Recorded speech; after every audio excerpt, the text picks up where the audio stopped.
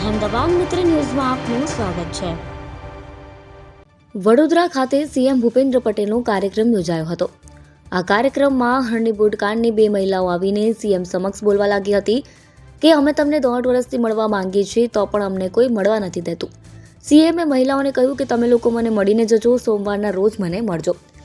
ત્યારે મળતી માહિતી મુજબ આવાસ યોજનાના મકાન ન ફાળવવા બાબતે 2 મહિલાઓ સંધ્યા નિઝામા અને સરલા શિંદેએ ચાલુ કાર્યક્રમમાં રજૂઆત કરતા હાલ બંને મહિલાઓ પાસે પોલીસનો પહેરો ગોઠવી દેવામાં આવ્યો છે।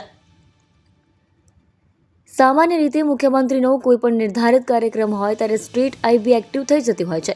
સુરક્ષાથી લઈને કોઈ પણ વિવાદ ન થાય તેનું પણ ખાસ ધ્યાન રાખવામાં આવે છે। આ માટે આમંત્રિત મહેમાનોનું લિસ્ટ પણ તપાસવામાં આવે છે।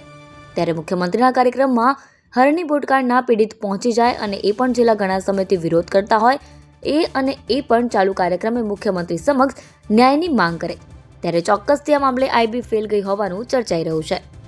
સ્પેશિયલ એજન્ડાથી આવ્યા છો કે તો બેસી જાવ, અત્યારે મને મળો શાંતિથી। મને સ્પેશિયલ એજન્ડાથી તમે આવ્યા છો કે ના મળશો તમે અત્યારે મળી શકાશે। બેસી જાઓ, અત્યારે બેસી જાઓ, તમે મળી દેજો તમે મને। હા, મળાવશે તમને। તમે એજન્ડાથી આવ્યા છો કે એવું ના હોઈ શકે, ક્યારે એવું ના હોઈ શકે, એવી રીતે ના હોય વાત। તમે મળી દેજો તમે મને, તમે આવ્યા છો બેન, ના મળશો તમે અત્યારે મળી શકાશે। બેસી જાઓ, અત્યારે બેસી જાઓ, તમે મળીને જજો તમે મને। હા, મળાવશે તમને। તમે એજન્ડાથી આવ્યા છો બેન, એવું ના હોઈ શકે, ક્યારે એવું ના હોઈ શકે, એવી રીતે ના હોય વાત।